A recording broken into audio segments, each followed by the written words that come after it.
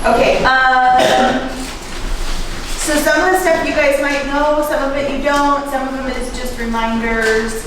I have a spot for questions at the end, but if you have one that's like immediate, stop me in the middle and I'll answer it for you, or write it down and I can go back to it. So the first step I'm going to go over is listings when you guys take a listing. Obviously that's Jeannie, but there's been, some confusion and so forth when you take a listing. Jeannie needs to get it in her bin that's behind her seat. You'll see the two bins that say new listing and listing changes. She gets in there an agent information sheet, keys, both MLS printouts if it's in both MLSs, and just make sure she gets that in her bin within a certain, like I would say within 48 hours of it going in the MLS. Then once she puts it in, and she will notify you that the paperwork's in there. Make sure that you'll get a notification. I'm so sorry. I lost my train of thought for a second. During the listing, if there's any modifications, this is the biggest thing that everybody lacks on. If there's a modification, make sure that the modification gets sent to Jeannie. That's the same for if for some reason it's withdrawn or canceled and it's, out of the system, make sure she gets it. Otherwise, a year later, you guys are sitting there going, wait, why do I have this in my IQ?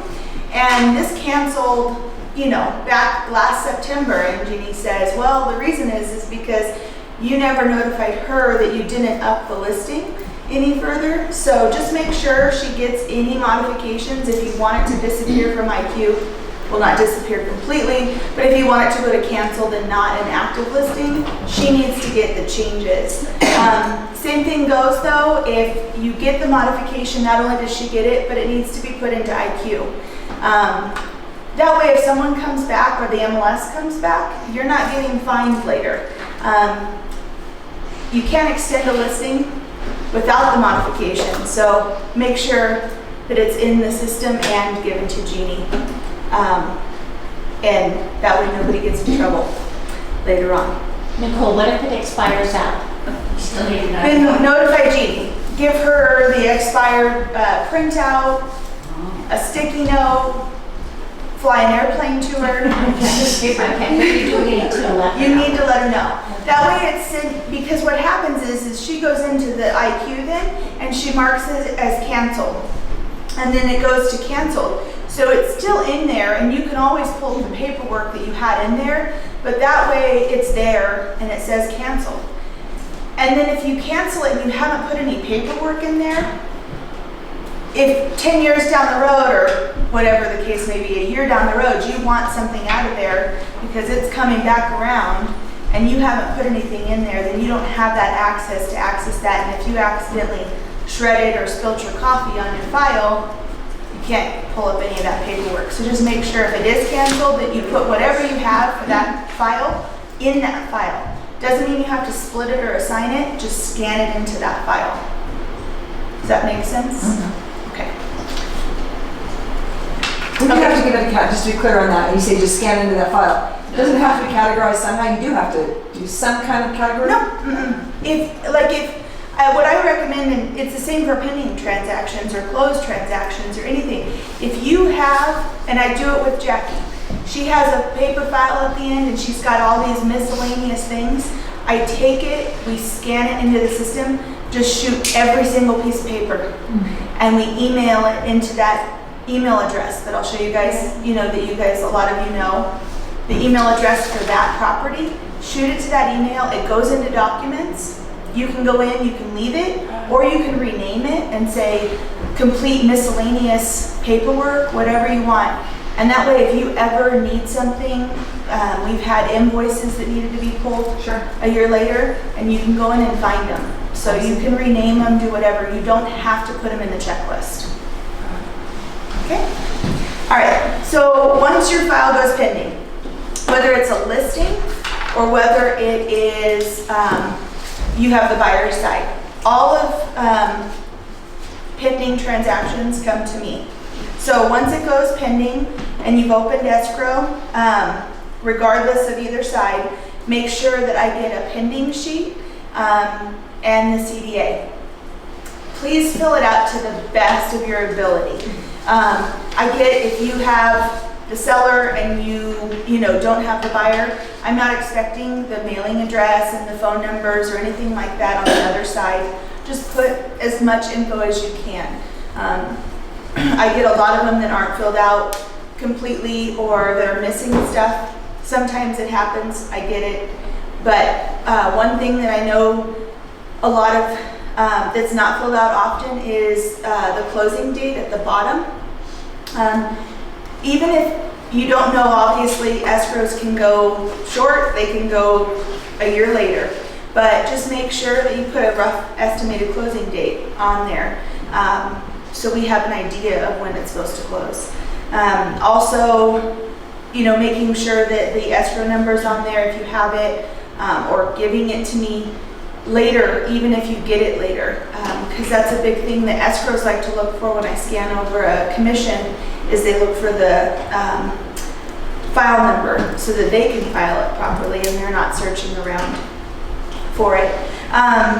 Once I receive those 2 documents, it's input into IQ, and then you will have it in your system. You can go in, scan everything over, start splitting and assigning, doing whatever you need to. After you've uploaded a document, make sure to send me a notification. The one big thing is that, and if anybody ever wants to come sit at my desk and sit with me for a file that has every single piece of paper uploaded at once, it takes me over an hour because I have to open up every individual paperclip. So I don't care if you notify me after one piece of paper has been put in there. I get when it opens, you'll have, the contract and you'll have like 10 different things. That's fine. I get sometimes, escrow goes quick, so I get a lot of it at once. But even if you put one piece of paper, just send me a notification so I can check that off and go on. All right. So will it help then if we do have lots of paper is to click every time? Every time we put one in, notify you? No. No. So that's the other thing that'll happen is it's okay if you do. I totally get it. Sometimes you click it and you don't realize that you get distracted, just like I do. Somebody comes and asks you something or says something and you go back and you click it. But if you click it once and then you upload another document, you don't have to click it again. You only need to click it once. Even if it's 2 days later, typically I will get to them within 48 hours. Any notification, I will get to it within 48 hours. Sometimes I'm a little bit over. Sometimes you'll get it back within an hour. But just please remember, everybody, that there's 60, with Big Bear, there's almost 70 of you guys. I have a little over 90 transactions pending at a time, so I promise I will get to it. If it's closing, come tell me. I will get to it ASAP for you. Sometimes it gets bumped down and it's not intentional.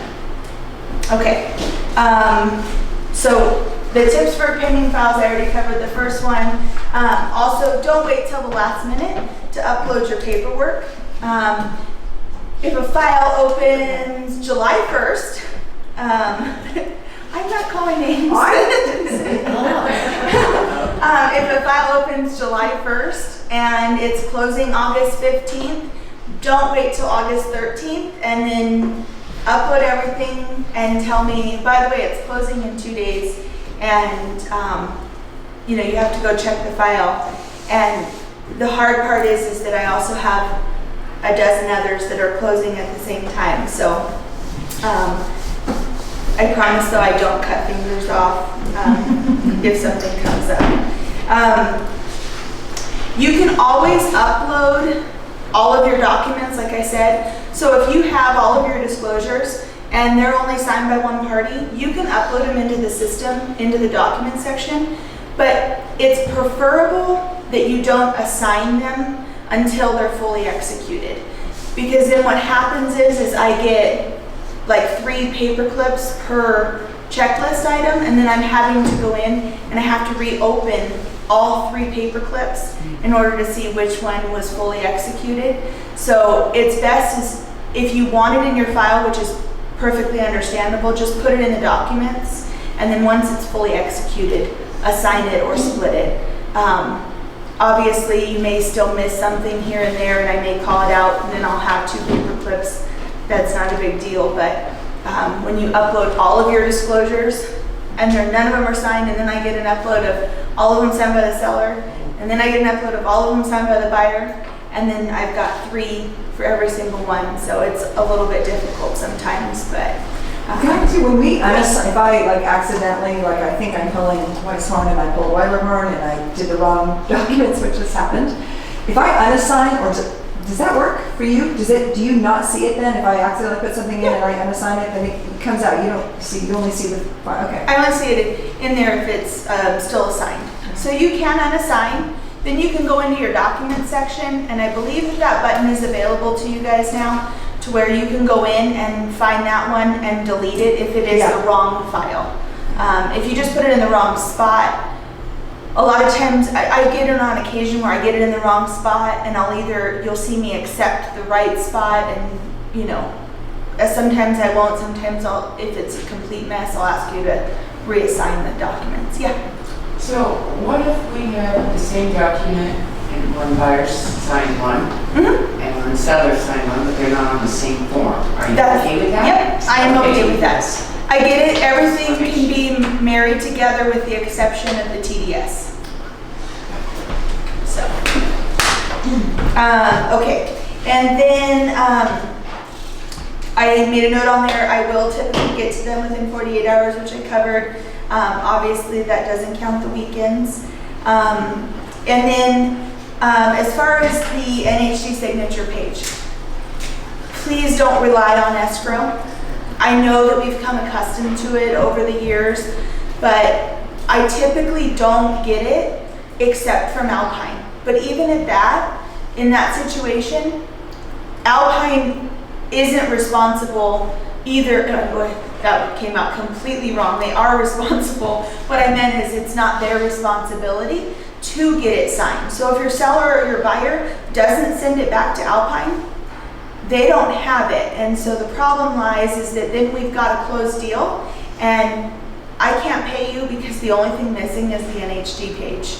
And so it's probably more beneficial to just get the NHD signed when you get it, and ask the other side for it, or call escrow and ask if they have it and get it from them before it closes. That way it's in the file, and whether I get it at the end or not, it's not going to hold up your check. Okay, if anything changes that affects your commission, anything, a price reduction, a credit, anything that's going to change your commission. Obviously, if there's a credit, you need to go to Steve and talk to him before you agree to a credit. But I still need to know, and so does escrow.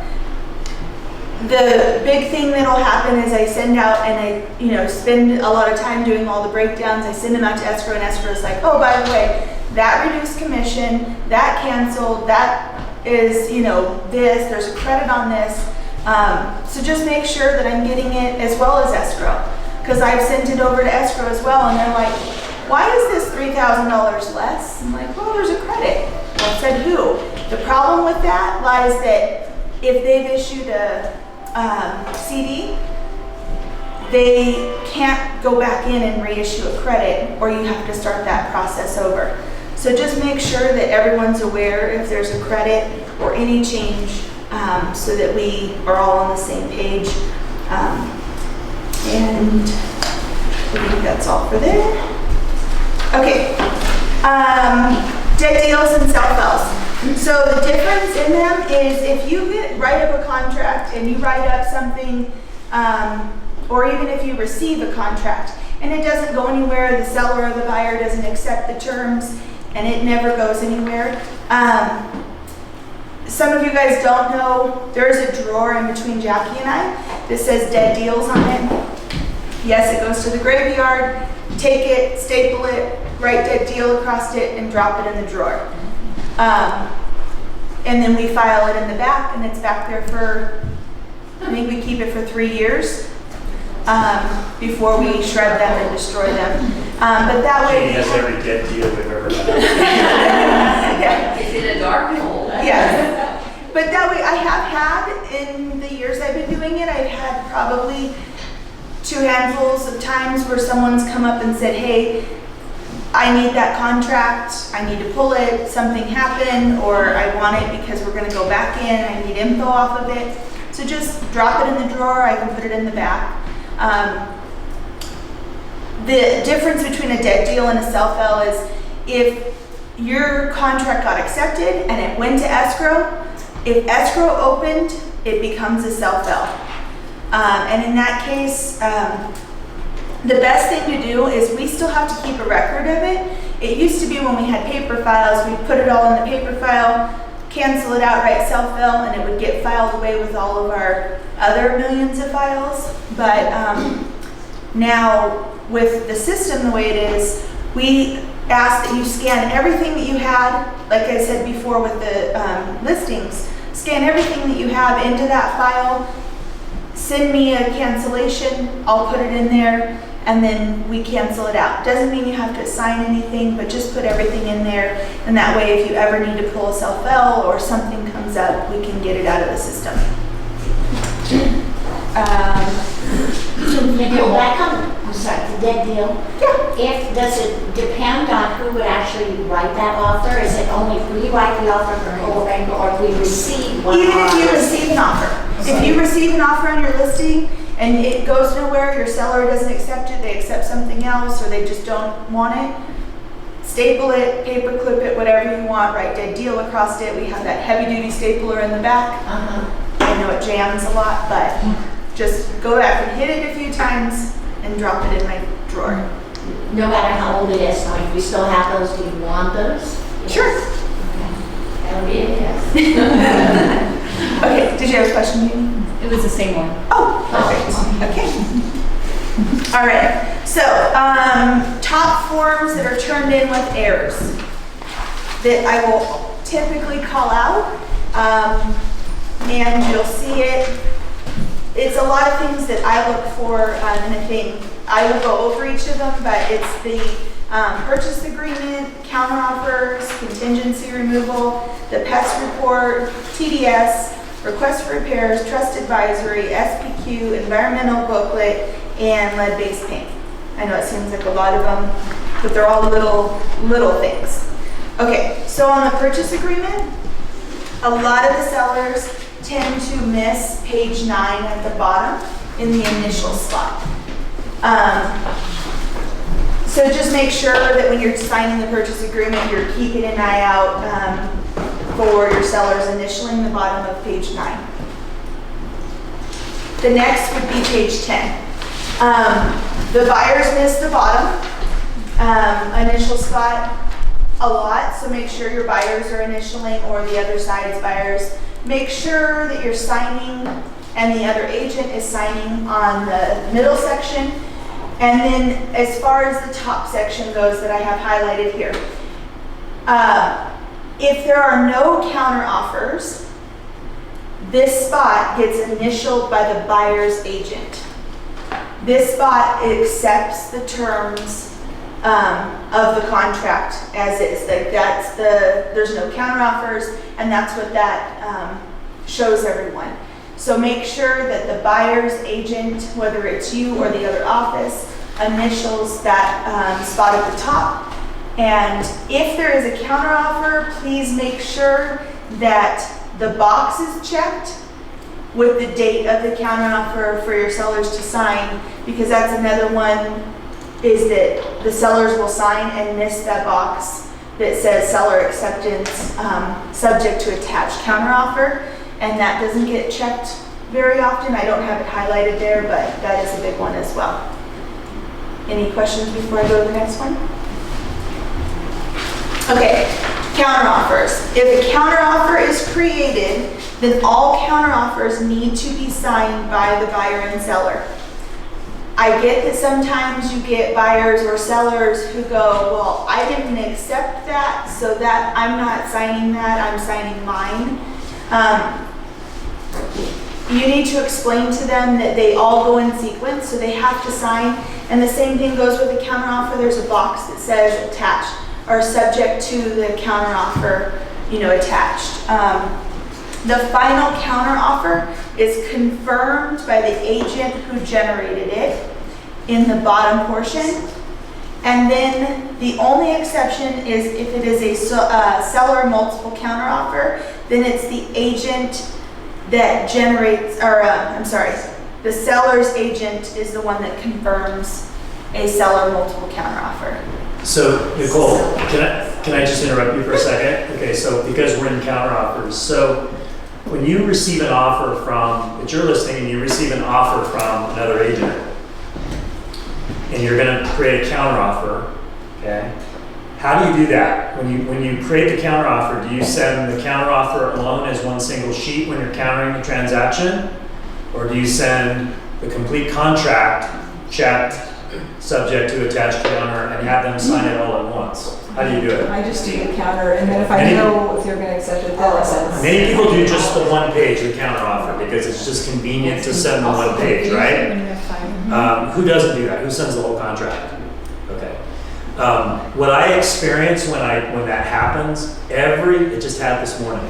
I had a client decline the DocuSign after I fully explained to him. I have a paragraph that I sent him that says, you're going to be confused because the price on the contract says X and the counter, and we know that it's not that.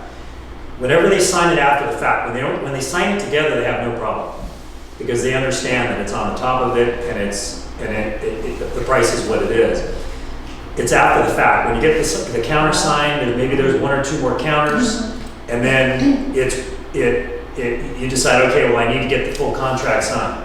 By the way, that's how I do it, because I'm lazy. I don't want to send the whole thing all at one time. Typically, a lot of times they get the full contract before they even got a counter. Well, they get the contract, they receive it, Right. and we counter, but we're not sending that signed counter, that signed offer back with the counter offer. The best practice would be to send it all together. It's not as convenient, but it will save questions and problems in the future if you do it that way. So this has nothing to do with Nicole's thing. It's just a best practice that it's on my mind because it happened to me this morning where the guy got really nasty about it. And I didn't have time to deal with him because I wanted to be here with you guys. So I was really frustrated. And had I sent the contract with the counter initially, I wouldn't have had that problem. So. When you have multiple same with multiple offers then too? Well, the offer's only signed one time by the seller. Oh, you mean when you have What if you have a multiple several counter? offers? Confuse them. Yeah, it's still probably the best practice to have them sign the contract all at once. When they get it, like for example, he signed the counter this morning, and then I said, by the way, I'm sending the full contract to you to sign after the fact. It's the after the fact thing where they immediately look at the contract and they think it's like a car contract a vehicle contract where they go back and they change all the numbers. Right. Well, we don't change all the numbers. Right. Okay, you explain to them, it's subject to, the box is checked, it's subject to the terms Right. on the counter offer. We don't go, and he still wanted to argue with me about it. And that comes up, time and time again. And I've noticed when I send the whole thing that I don't have that issue. So Steve, when you're presenting an offer, you're sending the offer to them. You are. Also, so. I'm talking about They're the gonna listing counter. agent. The listing agent. When they send a counter offer, most of the time I'll just send the one sheet, the counter offer, and I'll send that to you, and that's our counter offer. I'm not sending the signed contract subject to that counter altogether to you. Right? I should probably, but I don't. And I think a lot of people don't because it's, we're in the counter stage, and then it may not even be accepted. So why have the seller sign off the contract if it's not going to be accepted? Right? I think that's our logic. At least that's how I Even at that time, the seller or buyer goes, well, I'm not agreeing to this. I mean, do you ever get that question where they say, well, this contract isn't right? Yeah, all I the get it every time. time. All the Every time, yeah. And so, Nicole, Well, They this is still the don't question understand. last time, because when you Sorry, said, No, it's if okay. it's a seller multiple counter offer, then the seller agent.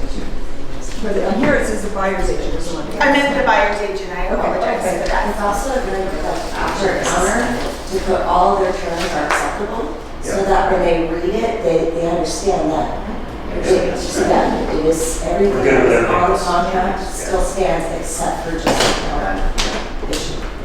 And just to clarify, on the seller multiple counter, I apologize, I was twisting everything around, but on the seller multiple counter, it's the buyer's agent who confirms at the bottom. And that's the only case where it's not the person who generated it that confirms acceptance.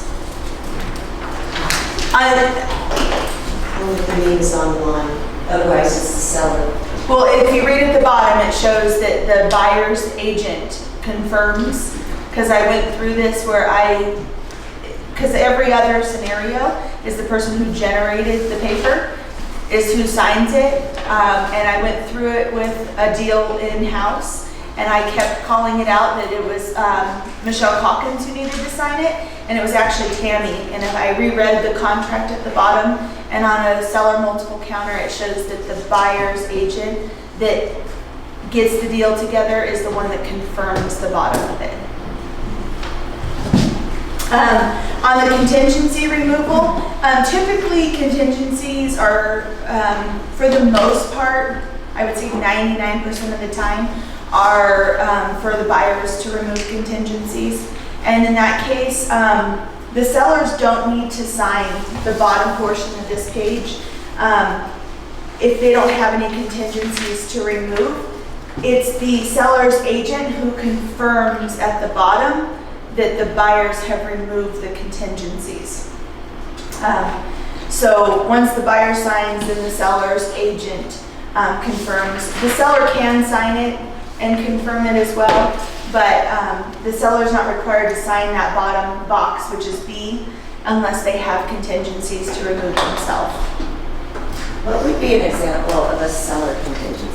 Like if they put in a contingency for a purchase of another property and they've bought another property and now they're going to remove that contingency that says they no longer, the home that they're selling is no longer contingent because they found another property. Could be contingent on another principal who's not there acknowledging okay on the sale or something. Okay, pest report. When a pest report's done and uploaded, the buyer needs to sign the first page of the report as an acknowledgement that they have seen the report. In lieu of the buyer signing that first page, you can also have them sign a receipt for reports. I will accept that as well, and I know there's a few agents in our office that use the receipt for reports. It's more common in some of the other offices, but the other thing is that if a receipt for reports is put into the file, in our file, and it shows that there was a pest report done, and you don't have the pest report in there, I will call out that you need to upload the pest report. And even if the buyer paid for it, no matter what, we just need a copy of it in there, because if it were to ever come up later and someone were to say, you know, a judge was to say, well, they signed that there was a pest report, where is it? It should be in your file as well. So either the buyer needs to sign acknowledgement of receipt of the termite report, or they need to sign a receipt for reports. Okay, environmental booklet receipt. It is a buyer disclosure. I know some of the booklets have seller signature on there. You're more than welcome to get your seller signed, but we have in the past called CAR over it, and they say the same thing. It is a buyer disclosure. The booklet receipt is signed that the buyer has received the booklet. Okay, on to the TDS. So TDS page 1. The sellers typically always list these 3 questions. The date at the top, the date is when they filled it out, the middle, whether the property is occupied, and the bottom question that answers if any of the above that are checked off are not in working order. and you need to answer those 3. You will find it a lot where I will note it, that the seller's missed one of these 3. I don't typically get anything else on this page but those 3 that are missed. And on to page 2. The other big thing that I get is that they missed the top question, marking yes or no. And then if they have checked yes on any of the boxes below, they need to put an explanation as to why they're marking yes. And I don't get that all the time, so please make sure that the seller is executing it correctly. Okay, page 3. So, I get this often, and I know that not every office does it the way that we've all been trained to do it. But this is how we do it, and if it's not your listing, I don't call it out because it's on the seller. If they've signed all the spots, I'm not going to call it out. But if it's your seller, I'm going to call it out. The way it's executed is that the seller will sign the top portion when you guys have them fill it out. The listing agent will fill out number 1, whether they write something, whether they check a box, sign it, so forth. The buyer's agent will fill out section 2. Same thing, whether they write anything, check a box, however they do it, sign their name. Then section 3 can be filled out. If the seller signs the bottom portion, I will say, you'll see my notes that says, seller needs to reinitial, re-sign, and date the bottom portion of the page. I'm once again not trying to be a pain in the ass, but what they are signing down below is that they are acknowledging what's written above.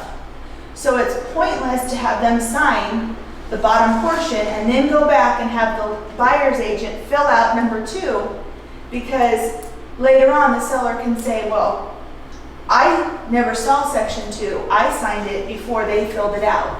So it's pointless to have them sign something and then more stuff is added to it.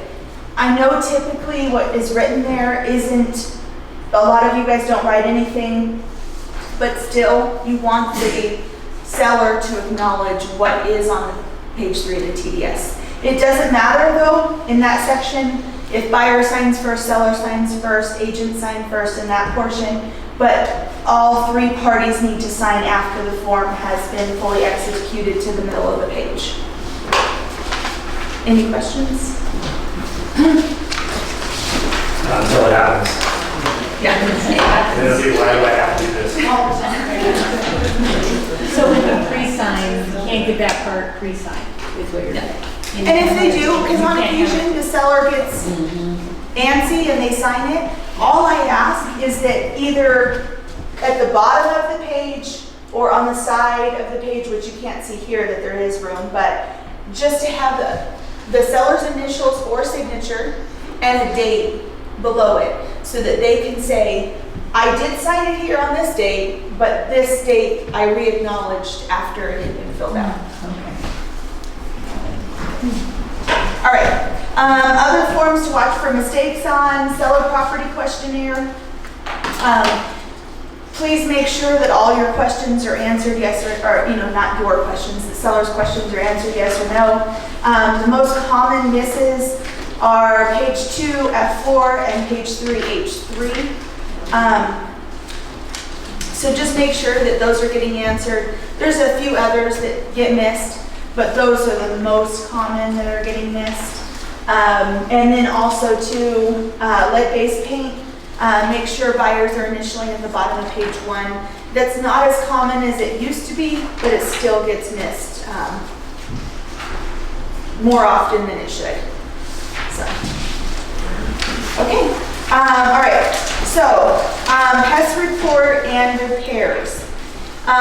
One thing to just be reminded on, and something to look for on your contract or request for repairs or anywhere. If it's requested that a seller provide a termite report and pay for section 1 or section 2, please make sure that you counter it out. you can agree to the report, but do not agree to have your seller pay for section 1 or 2 until a report is completely done.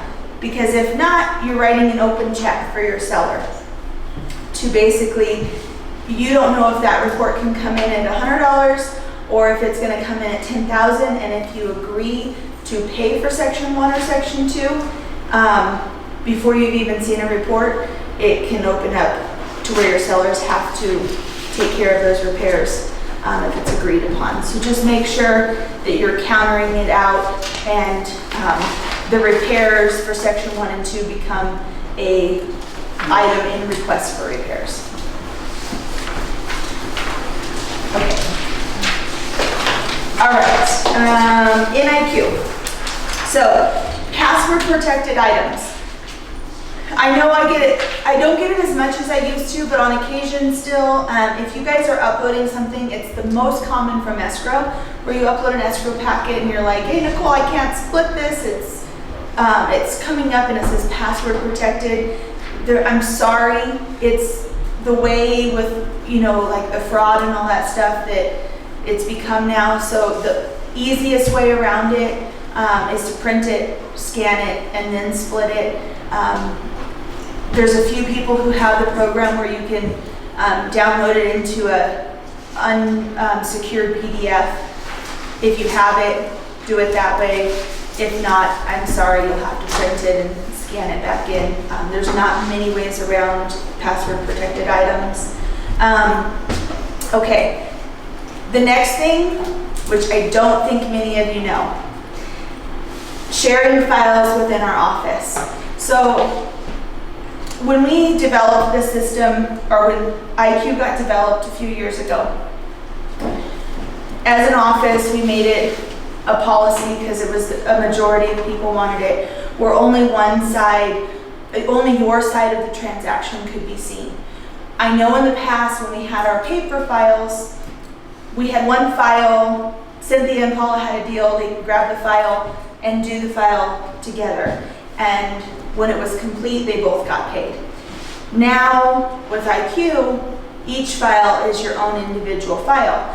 So if Cynthia and Paula have a deal together, Cynthia's file is only seen by her and me, and Paula's file is only seen by her. So the problem came about, well, what about all of our forms that we want to share and so forth? You'd have to email them. But the feature was developed in IQ. So I'm going to go into IQ and show you. There is a point where if you have a transaction within the system that you can share. So give me 1 second and I will get to. Okay. So if you are doing one, Carrie or Carrie, can I open up one of yours? Yeah. Sure. Okay. Okay, so if you are in the file and you go into your checklist or your documents, either one, and you open up as soon as we are done processing. And this processing, I know, takes a little bit. That's why you come over and I have 2 or 3 desktops open at my desk. I'm gonna look at this one.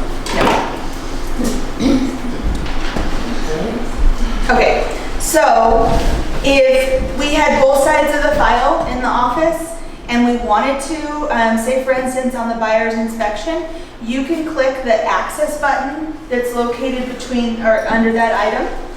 And if you click that access button, you can select who it's into. Now typically, the check boxes that are on here, the only problem is that if you want it to truly be shared with the people that it's checked on here, it would have to, they have to have access to IQ, and they don't. So it doesn't really matter, but if she had the other side of it, she can click other side agent on there and then hit finish. And then when that agent, so for instance, if Paula has a deal, she can click access other side agent and send Cynthia in her documents, that form will be available in her documents. And all Cynthia would have to do is go in and assign it to there. So the form can be shared.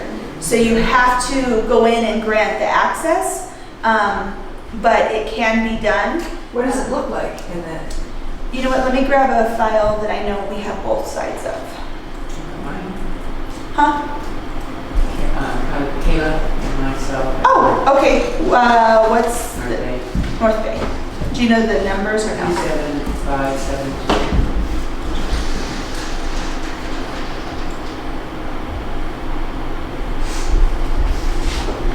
Okay. All right, so if you are in here and do we have anything in the file? Okay, so for instance, if you were to go in and grant access to this,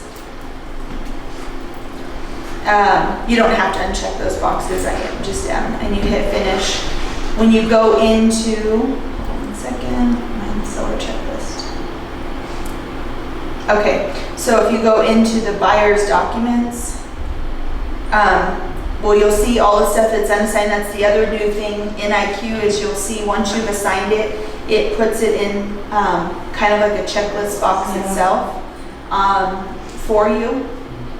Hold on 1 second. The only problem is if you don't name it, then you have to find it. Oh, yeah. Yeah, actually. So it would be in here, I'm not sure what it was named, but it would be in your section, like that person's section of unassigned. So if you share a document, it's gonna be in the unassigned section of their file. So if it is Lori and Cynthia, then it would be, like if you shared a document with Cynthia, it would be in her unassigned section. So you can email her and say, hey, I put stuff in your, I granted you access to certain documents, you can go in and assign them. And you don't have to do it for all of them, you can do it for certain ones, you know. Can you do it for all of them, or can you only do No, you can do it each for all one of as you them. go? Yeah, you can do it for all of them as you go. You can do it for a whole like chunk. If you have all the disclosures, you can grant access to all the disclosures in one file and put it in there.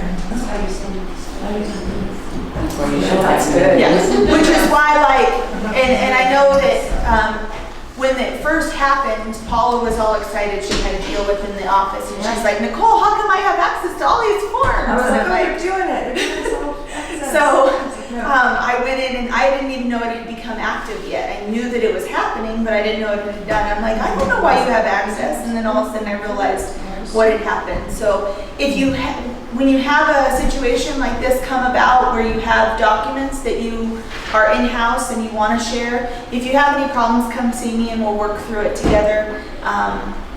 It's pretty self-explanatory and it will show up, but it's easiest if the document is renamed.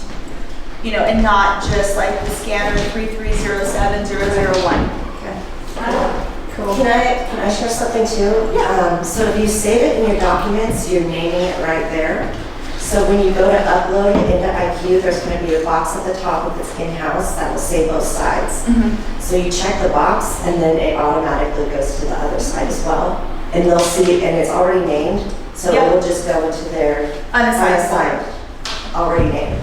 So it's kind of like a quick shortcut. Yeah, Okay, perfect. so when you split it, you do it.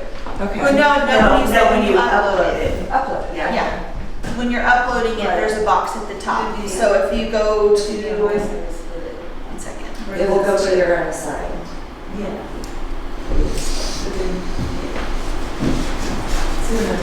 Hold on, I have to just remember. It's a little bit different on the iPad than it is on a computer, but there is an upload box at the top. If you hit upload, upload a folder that says disclosures, there's a box that says, would you like to upload to both sides? And you can check that box and then it'll go to both sides of the file. While we're on it really quickly, if it is in-house, if you have both sides of the transaction, and I did not put that in my notes, if you have buyer and seller, I'm not gonna make you do 2 separate files. I'll be nice. You only have to put all your stuff. You'll only see a checklist, a seller checklist. So if you have buyer and seller documents, which is both in there, and you go into your buyer documents, you won't be able to assign it anywhere because we haven't put a checklist to it. So you only have to upload to one side of the file, and that's the seller side of the file. If you see that you have a buyer checklist, it was a mistake, don't put anything in it, let me know and I'll take it out of there. Because I do get help sometimes, and it gets missed, and sometimes both checklists get put in there. But I won't be that mean. Okay. All right. And then next would be when should you send a notification? We kind of went over this earlier. Send it as you upload documents. And then that way you can assign and split any new documents, and even if it's one thing, just send it to me. But we went over that earlier. Okay, I'm sorry, there's a few more slides, but this right here, for those of you that don't know, if you're in IQ, and I will go back into IQ really quickly, if you are in IQ and you go to the files part and you go to documents library, a lot of our forms, our statistics, our tour recap, we get to those as soon as we can, but our tour recap, the doc documents, I'll go into docs really quick and show you, oops. Some of it has to be cleaned up, so I apologize, but if you get lost on something.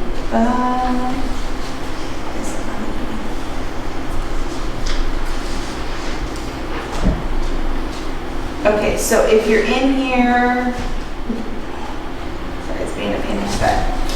If you're in here, you can go in and access the mountain addendums in here. I'm just trying to find it really quick. The agent or the client information sheet, documents. Under documents. Yeah. Okay, so under documents, you have the mountain addendum, CDA change form, CDAs, your agent or client information sheet. All three of the doc forms and your square footage are all fillable documents that you can download to your desktop and save in there.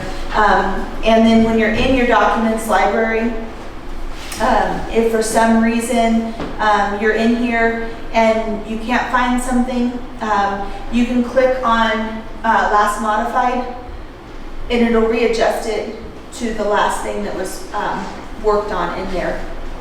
So it'll be a little easier to find because there are some things that are from a few years ago that are in the system. So you can click last modified and get it to go into date order. Any questions there? Okay. Next. When is a trust advisory used? I get this often. So if the Crate Family Trust is selling a house, and it's Paula and Tom are selling a house, but it's put into a trust because they decided that they wanted to have it as a trust. You can put it in, or you can do the trust advisory, but if they've lived in the home, they still need to do the TDS, SPQ, they still need to fill out everything. Just because it's in a trust name doesn't mean they don't have knowledge of the property. The situation would be is if the Crate Family Trust went to its heirs and Patrick and Jameson 20 years down the road went, okay, I need to sell my mom and dad's house now, and they don't really have knowledge of what's happened over the last 20 years, you can do a trust advisory. You can still have them do a TDS and SPQ to the best of their ability. That's what's recommended. If they have any inclination that they know a question on there, it's best to just have them answer to the best of their ability than to not answer and then down the road they're like, well, you lived there 20 years ago, didn't you know the roof was replaced? So just remember on the trust advisory that it is excluding if it's a trust where the somebody inherited something. But if they have any sort of knowledge of the property, it's best to have them do an SPQ and TDS And if they don't, then just exclude it from them, and that will take place of that. We already went over NHG signatures, the representative capacity. So if it was in the Crate Family Trust and they go to sell, the representative capacity shows you fill out, the home is in the Crate Family Trust, but the signers are Paula Crate and Tom Crate. So they're going to sign. It's not either or that signs, it's both that sign.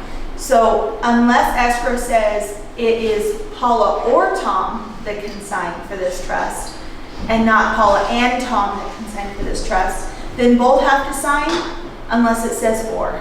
And you can ask escrow what it would say, but the RCSD will be used anytime that there's a trust, whether it's buyer's side or seller's side, and that way you know who can sign. And they can then sign as their actual name, and not like it used to be where you would sign Paula Crate, assessor, trustee, and or a long old sentence behind it. Now the RCSD will just allow you to sign as Paula Crate and not as Paula Crate trustee. Does that make sense? Okay. Oh, and one thing I didn't put on here, and it's come up more in the last year than it has before. If you have a trust and halfway through your trust decides to re-put their trust into an LLC, they reassign it to an LLC.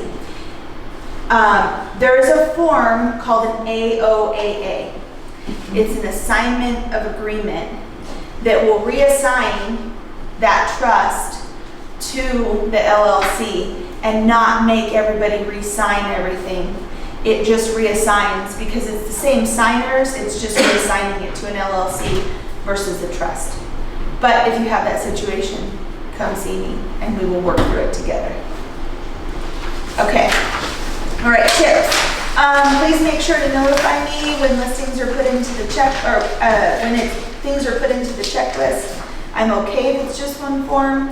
Don't wait till your day of closing to upload your documents.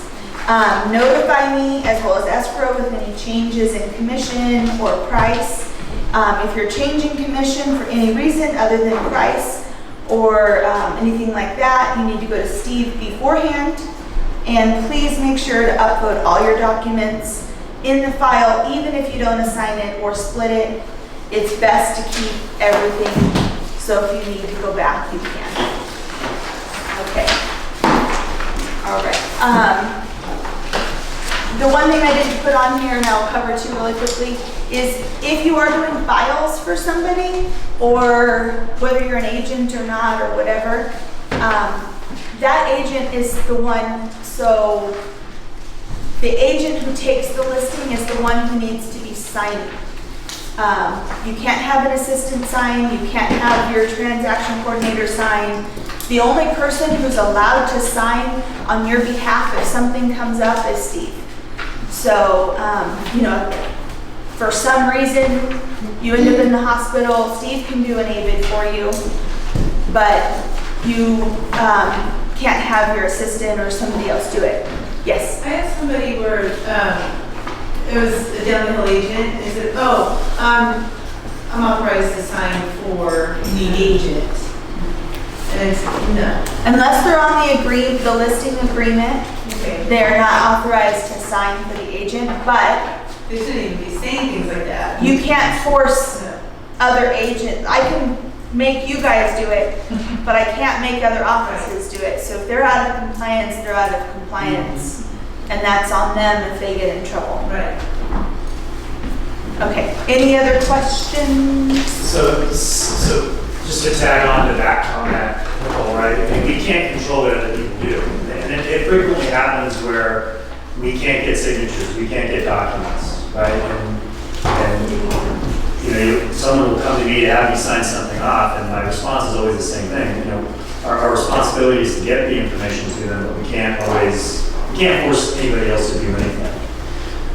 So something that's sort of controversial is signatures on the TDS. I heard Bob Brand was talking about at his last session, and there was someone else that confirmed that. I forget who it was. It might have been Gov Hutchinson. Talked about the fact that we don't even need technically signatures on the TDS as long as we've delivered it to the appropriate person. Now, our company policy obviously is that we get signatures because that's the only way we can really prove that they reviewed the document. But the point of me telling you this is that sometimes we can't control it. And that's not on us. No. At the end of the day, their side of the transaction, if that guy says something that he can, he has authority to do something that he really doesn't have the authority to do, that's going to be on him. It's not going to be on us at the end of the day. But we also have to be careful because some things will affect us. And when people say that this is the way that they do it, and it's not the way that we normally do things, we have to raise that question. It doesn't mean that we're always right. No. It doesn't mean that I have a lock on information. For example, what she's talking about with his AD with the seller. When we hear about these things, it's important for you guys to bring those to Nicole or to me so that we can then do the research so that we are operating currently. And we are operating the way that we should be operating at all times. So you guys helping us do that is an important part of this whole thing.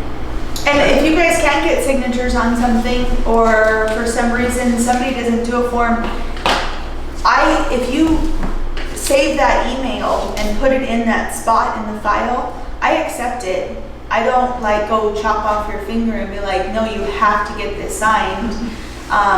As long as it's in there, I don't even make you go to Steve and say like, oh, they won't sign this.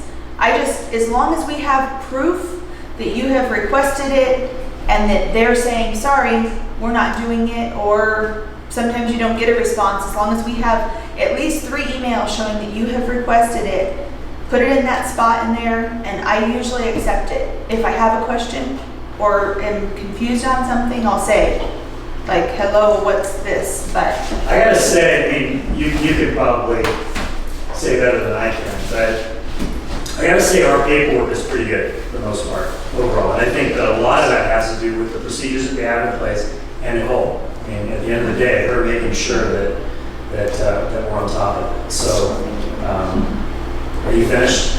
I had one last paper that's in the back. It's contacts, and that way if you guys ever get confused, just remember, listing questions, referrals, go to Jeannie. Pending transactions, commissions, go to me. Cancellations, go to transactions. Steve questions can go to Jackie. And compliments, yes, that's not a typo. Not complaints. Compliments go to Steve. Anyways, that's it. I hope you all enjoyed it. And if you have any